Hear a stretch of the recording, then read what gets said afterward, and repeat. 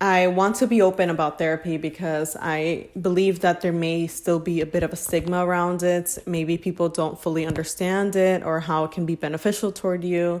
And I want to release some of that stigma. And we all struggle. We've all been there, never feel like you're in a place where you're just too down bad. You're like, no, like nothing, I'm beyond help. Like nothing can help me. Never feel that way. Trust me, like we've all been there. We all have our moments. I think it's also my prefrontal cortex cooking. I'm 24, so and lesson number 3, you don't have to be normal. You don't have to be like everyone else. And this is something I really struggled with for a really long time, like in my early 20s and like teenage years, but mainly like early 20s. I feel like I struggled a lot with trying to be like other people, right? Like for me personally, I'm an introvert. I have few friends. I have a close knit circle. I have a small circle. Hello, welcome back to my channel. If you're new here, my name is Diana and on my YouTube channel, I share my life as a writer and a filmmaker. I talk about self-development and spirituality related topics as well, because I believe that my artist journey and my self-development journey are one. And I created this space for you if you're also a creative woman like me or a creative person and you're also interested in becoming your best self. Let's explore how creativity and self-development go together. In today's video, I want to talk about therapy and the lessons I've learned in the past few months that I've been in therapy. I think that this can be beneficial for you on your creative journey and your self-development journey as well. And also, it's just kind of a bit of a general reminder. And these are general reminders I want to share with you about embracing your unique path, learning how to embrace discomfort and accept that sometimes growth is uncomfortable, right? I want to be open about therapy because I believe that there may still be a bit of a stigma around it. Maybe people don't fully understand it or how it can be beneficial toward you. And I want to release some of that stigma and show that it's helpful to reach out for help and there's no shame in needing support. And I want to say that all in all, I believe that therapy is a helpful resource for you if you need somebody to talk to. Sometimes life throws curveballs at you. Life can be really difficult sometimes, right? Maybe you have a difficult circumstance or you're going through a tough emotional time, or maybe you're unsure about what to do with your life, right? Like, don't be ashamed of needing help. Don't be ashamed of needing a support system around you. Like, sometimes you need help, you need a support system, and you have to remember that you do not have to do things alone. You do not have to figure out everything by yourself. Like, please remember that. And that's been just a helpful reminder for me recently. Like, I'm never alone. I always have resources that I can turn to and people who are willing, who want to help me, and we all struggle. We've all been there, never feel like you're in a place where you're just too down bad. You're like, no, like nothing, I'm beyond help. Like nothing can help me. Never feel that way, because trust me, like we've all been there. We all have our moments, and we're all human, we're just growing, we're learning, we're doing this all together, we're in this together. And I do have my notes on the side here. I do have an outline, and I'm going to be looking at it here and there, just to remind me what I need to say to stay on track with this video and to make it as organized and cohesive for you guys as possible. So bear with me.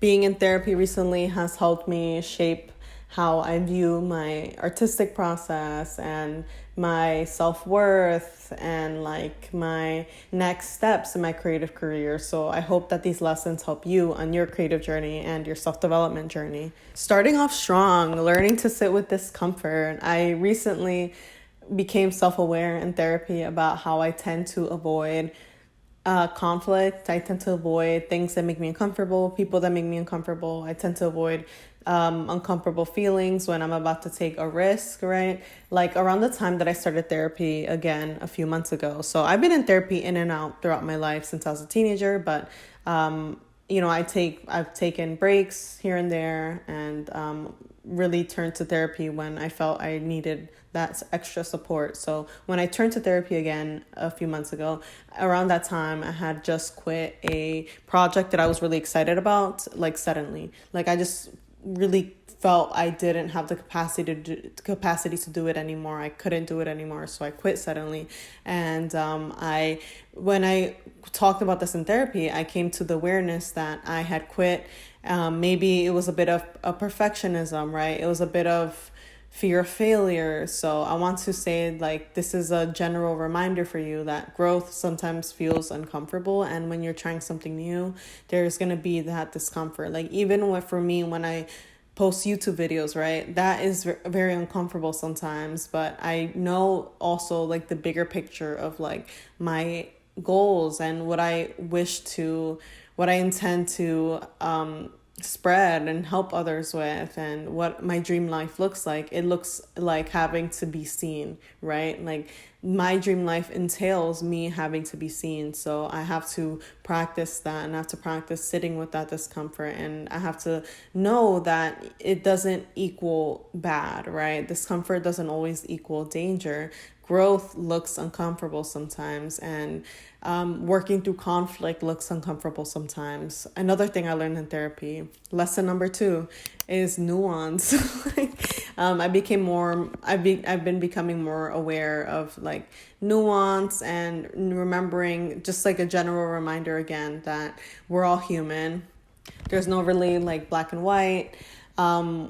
We're all really complex and nuanced people, and sometimes situations are really nuanced. And I want to say, like, this reminder has helped me become more compassionate toward myself and toward others. It's helped me become more understanding, and helped me become less hard on myself. So just remember, like, you're doing the best with the tools you know at the time, and you're doing the best with what you knew at the time. Like, even for example, in the previous example about me quitting a project suddenly, right? Because maybe it was a bit of perfectionism. Maybe it was a bit of fear of failure. I did the best I could with the awareness I had at that time, but now that I have more awareness, I know that for the next time when this arises again, right? You learn, you have your toolbox. When you go through something, you are like, okay, maybe I did this thing that I kind of regret, or I made this mistake. Remember that you're only human. You have compassion for yourself, right? And that helps you have compassion for others too, because you understand, like, things are very nuanced, you know. I think it's also my prefrontal cortex cooking. I'm 24, so I feel like with maturity and all of that, you kind of understand, like, things are not black or white, right? Always. There's different factors and different things that come into play. So just remembering that, right? And remembering that helps you just be more compassionate all around. And again, remembering that, okay, yes, I made this mistake, or I did this thing that I regret. How can I learn from this and have this in my toolbox, so the next time this situation arises, and the next time I feel something like this, I realize, wait, okay, feels like something that happened before. Like, what, with my knowledge now and my experience now, my wisdom now, how can I apply that to this situation, right? So always remember that. And lesson number 3, you don't have to be normal, you don't have to be like everyone else. And this is something I really struggled with for a really long time, like in my early 20s, and like teenage years, but mainly like early 20s. I feel like I struggled a lot with trying to be like other people, right? Like, for me personally, I'm an introvert. I have few friends. I have a close knit circle. I have a small circle. I enjoy being creative. I enjoy posting stuff online, right? I enjoy keeping to myself. I really like to be alone a lot of the time. I like to do my things, like, I don't know how to explain it, but if you're also an introvert, let me know if you relate. But I feel like there's this picture on social media of like, oh my God, everyone needs to go out partying all the time. Like, if you're not doing, or for example, if you're not doing this, then you're not living. If you're not here you're not living. If your life doesn't look like this, if you don't have a huge circle of friends, then like you're doing something wrong. If you're not having social plans all the time, you're doing something wrong. Like that's an example. But take this how it resonates with you and how it applies to you. And like I realized recently, I was like, wait, like I don't have to play this game. I don't have to try to appease to everyone and show up for everyone else, or try to uphold an image like that is not aligned with who I am. Like it's okay to be just like fully myself. It's okay to be in this season that I'm in where I'm just working on my YouTube channel and I'm working on my creative projects and on my creative career, my creative dreams, my creative goals. Like that is my priority right now, and that's okay. And it's okay if my life doesn't look like how it did before or how it looks like to other people or how other people live. I used to compare myself a lot to like extroverted people who always had a lot of friends, who had really close friendships and things like that. And like I think in a way, like yes, that's beautiful, but sometimes it just depends on the season you're in. Like you have to really take into account your unique lane, your unique path. Sometimes you're in a specific season that doesn't look like other people's, and that's totally fine. But with comparison and things, it's easy to get carried away and like have comparison to other people. And like just remember, like you don't have to we use this analogy in therapy, like a square peg trying to fit into a circle, or a circle trying to fit into a square peg, like one of those things, like or like a puzzle piece that you're like trying to fit so hard into this spot but it doesn't fit. It doesn't mean that you're wrong. It doesn't mean that you as the puzzle piece is wrong. It just means maybe you don't fit into that puzzle and you're meant to fit into a different puzzle. So really take the time to learn your unique path and to not be ashamed to do what makes you happy. Like if you are content like staying in or doing something quiet, maybe you want to be in solitude, or maybe you want to just like try something new, do something out of the norm. Don't be afraid to outgrow your past versions of yourself, which brings me to lesson number 4, outgrowing past versions of yourself and outgrowing other people. So inevitably, this comes with learning your unique path, right? And that's been my experience. Like when I've really did a lot of self-discovery in my 20s so far. I've done a lot of self-discovery.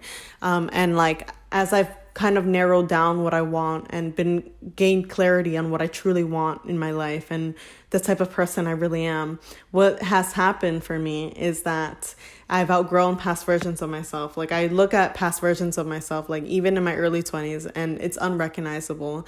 And when you do that, sometimes you're going to have to outgrow relationships and friendships, and there's a lot of guilt that comes with that in my experience, and a lot of shame. And you're like, well, this sucks, like it should work, it worked before, why doesn't it work now?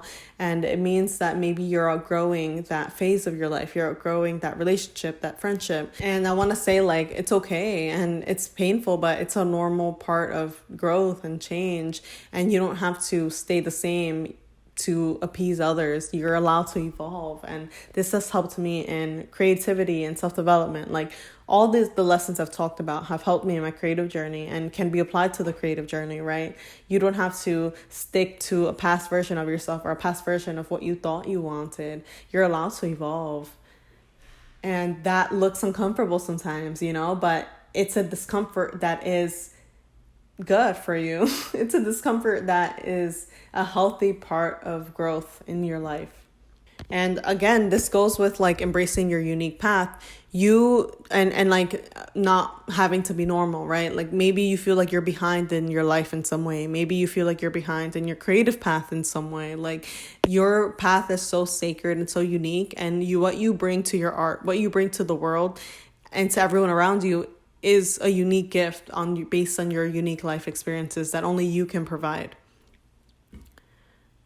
And this is something that you will overlook if you get carried away with comparisons and trying to fit somewhere that you don't belong, or like trying to make yourself smaller to fit somewhere where you don't belong. And the last lesson I want to talk about is self-forgiveness, and something that I really came to terms with recently. So when I've made mistakes in the past, and I've made mistakes in the past. I've made mistakes. I've like fumbled, and all I can do is realize that I did the best with the tools I had at that time, and I have to have compassion for that past version of myself and be kind to that past version of myself, because she brought me here anyway, you know? And I like to view things as that they happen the way that they were meant to, you know? Maybe things happen the way they were meant to for your self-growth and for the way that you needed to learn this lesson, right? It happened and it led you to this place now in the present where you are wiser from those experiences. So that perspective brings me a lot of peace. Okay, that brings us to the end of today's video. Thank you so much for being here with me and being in this space with me. Let me know, like, what is something you've learned from therapy? What is something you've learned about healing recently? What's been something that's been bringing you peace recently, like a mindset or a way of thinking, right? And let me know if anything that I talked about in this video resonated with you. What was your favorite lesson? You know, let me know. And if you like this video, I have other social medias that you can connect with me on. I'm on Instagram, TikTok. I have a monthly newsletter on Substack. I'll link all my socials down below for you. And I also have a mini ebook that's out on my Etsy shop. I'll link it down below as well. It's about sensitivity and romance, like crushes, all of that. So I feel like you'll enjoy it. Check it out. Thank you so much for watching and for being here. And I will talk to you in the next video.